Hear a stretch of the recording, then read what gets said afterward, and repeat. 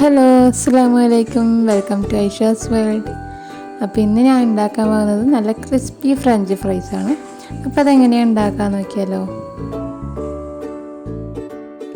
അപ്പോൾ അതിനായിട്ട് ഞാനിവിടെ 3 ഉരുളക്കിഴങ്ങ് എടുത്തിട്ടുണ്ട്. അതൊരു മീഡിയം സ്മോൾ സൈസിലുള്ളതാണ്. അപ്പോൾ അത് നമുക്കിങ്ങനെ നീളത്തിൽ കട്ട് ചെയ്യാം. നമ്മൾ ഫ്രഞ്ച് ഫ്രൈസൊക്കെ നീളത്തിലല്ലേ ഉണ്ടാകുക, അതുപോലെ ഒന്ന് കട്ട് ചെയ്തെടുക്കാം.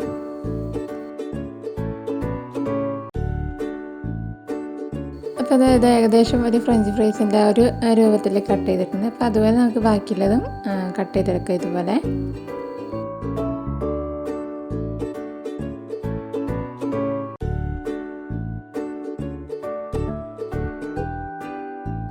അപ്പോൾ അത് മുഴുവൻ കട്ട് ചെയ്ത് എടുത്തതിന് ശേഷം ഇനി അതിലേക്ക് വെള്ളം ഒഴിച്ചെടുക്കുക. സാധാ പച്ചവെള്ളമാണ് ഒഴിച്ചെടുത്തുള്ളത്. എന്നിട്ട് നന്നായിട്ട് അതൊന്ന് കഴുകിയെടുക്കുക. നമ്മൾ ആ ഉരുളക്കിഴങ്ങിൻ്റെ ഒരു സ്റ്റാർച്ചൊക്കെ ഉണ്ടല്ലോ, അതൊക്കെ കളഞ്ഞ് നല്ല വൃത്തിയായിട്ട് ഇടണം. അപ്പോൾ ഒരു 3 വെള്ളത്തിൽ നമുക്കിത് കഴുകിയെടുക്കാം. അപ്പോൾ കഴുകിയെടുത്തതിന് ശേഷം ഞാനിത് ഒരു പാനിലോട്ട് മാറ്റുന്നുണ്ട്. എന്നിട്ട് അതിലേക്ക് കുറച്ച് വെള്ളം കൂടി ഒഴിച്ചിട്ട് നമുക്കിത് വേവിക്കാൻ വേണ്ടി വെക്കാം.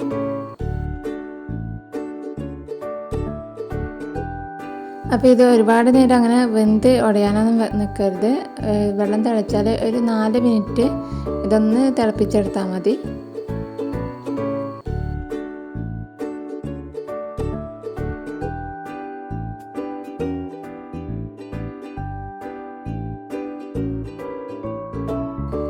അപ്പോൾ ഇത് ഒരു കറക്റ്റ് 4 അല്ലെങ്കിൽ 5 മിനിറ്റ് അതിൽ അധികം തിളപ്പിക്കാൻ പാടില്ല.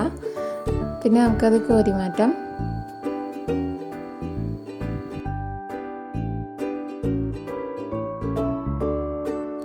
അപ്പോൾ അത് ഇടാൻ വേണ്ടി ഞാനൊരു ട്രേയിൽ ടിഷ്യൂ പേപ്പർ വെച്ച് വിരിച്ചിട്ടുണ്ടായിരുന്നു.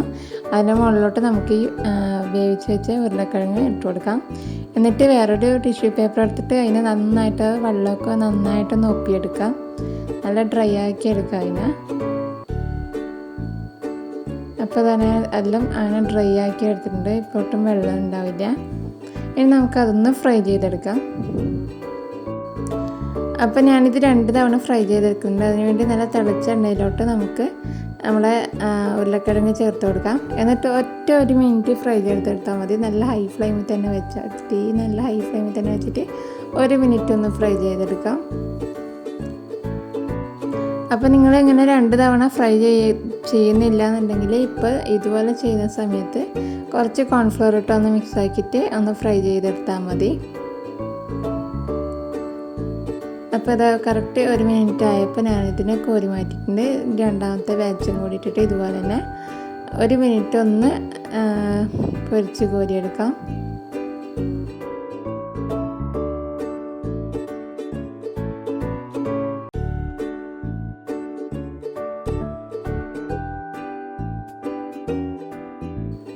അപ്പോൾ ഇതാ ഇപ്പോൾ ഇങ്ങനെയാണ് ഇതിൻ്റെ ഒരു കോലം എന്ന് പറയുന്നത്. കുറച്ചൊരു ക്രിസ്പി ഉണ്ട്, പക്ഷെ അകത്തൊക്കെ കുറച്ച് സോഫ്റ്റ് ആയിട്ട് തന്നെ ഉണ്ടാകാം. അപ്പോൾ ഇതിൻ്റെ എണ്ണയൊക്കെ മാറ്റിയതിന് ശേഷം നമുക്കിത് ഈ ടിഷ്യൂ പേപ്പറൊക്കെ ഒന്ന് മാറ്റാം.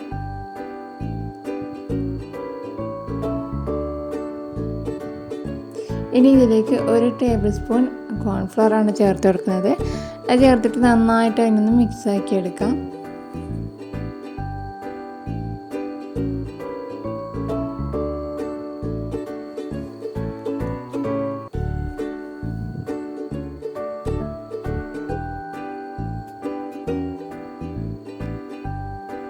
ഇതൊരു പാത്രത്തിലോട്ട് മാറ്റിയിട്ട് നമുക്കത് ഫ്രീസ് ചെയ്യാൻ വെക്കാം. ഫ്രീസറിൽ ഒരു അരമണിക്കൂർ വെച്ചാൽ മതി. എന്നിട്ടാകുമ്പോൾ നമുക്കിതിനെടുത്തിട്ട് ഒന്നുകൂടി പൊരിച്ചെടുക്കാം. അപ്പോൾ ഇങ്ങനെ ഫ്രീസറിൽ വെക്കുന്ന സമയത്ത് നമുക്ക് കുറച്ചധികം വെക്കുകയാണെങ്കിൽ നമ്മൾ ആവശ്യത്തിന് എടുത്ത് പൊരിച്ചെടുത്താൽ മതി. ഫ്രീസറിൽ കുറച്ച് 1-2 ആഴ്ചയോളം അത് നിൽക്കും. അപ്പോൾ നല്ല എയർ ടൈറ്റ് ആയിട്ട് വേണം ഇത് വെക്കാൻ വേണ്ടിയിട്ട് ഫ്രീസറിൽ. അപ്പോൾ ഇത് അരമണിക്കൂറിന് ശേഷം ഞാനിതിവിടെ പുറത്തെടുത്തിട്ടുണ്ട്. ഇനി നമുക്കിത് നേരത്തെ പൊരിച്ച് ആ ഒരു എണ്ണയിൽ തന്നെ ഇട്ടിട്ട് ഒന്നുകൂടി ഒന്ന് ഫ്രൈ ആക്കി എടുക്കാം.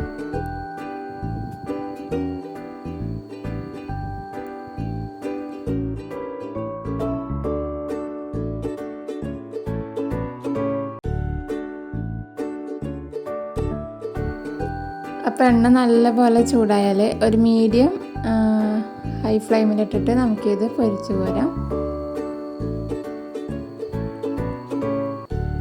തീ അധികം കൂട്ടി വെക്കണ്ട, എന്നിട്ട് പെട്ടെന്ന് പുറം ഭാഗം കളർ മാറിയിട്ട് ഉള്ളിൽ അങ്ങനെ ക്രിസ്പിയാകാൻ എടുക്കും. അതുകൊണ്ട് ഒരു മീഡിയം ഹൈ ഫ്ലെയിമിൽ വെച്ചിട്ട് ഇത് പൊരിച്ച് കോരിയെടുത്താൽ മതി.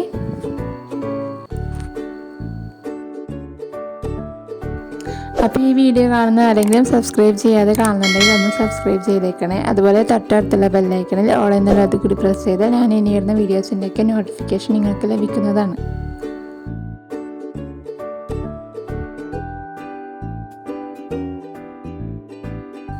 അപ്പോൾ ഇത് നല്ലപോലെ കളറൊക്കെ മാറി നന്നായിട്ട് പൊരിഞ്ഞ് വന്നിട്ടുണ്ട്. നമുക്കിത് ഓയിലിൽ നിന്ന് മാറ്റാം. അപ്പോൾ അതാ ഞാൻ മൊത്തം ഇതുപോലെ പൊരിച്ചെടുത്തിട്ടുണ്ട്. ഇനി അതിലേക്ക് കുറച്ച് ഉപ്പൊന്ന് വിതറി കൊടുക്കുക, എന്നിട്ടൊന്ന് മിക്സാക്കി കൊടുക്കാം. അപ്പോൾ ഇതാ നമ്മളെ ഫ്രഞ്ച് ഫ്രൈസ് ഇവിടെ റെഡി ആയിട്ടുണ്ട്. ഇത് നല്ല ചൂടോടെ തിന്നണം, എന്നാലും നല്ലൊരു ടേസ്റ്റ് ഉണ്ടാവും. കുറച്ച് നേരം പുറത്ത് വെച്ച് ചിലപ്പോൾ അതൊന്ന് ആ ഒരു ക്രിസ്പിനെസ് പോകും.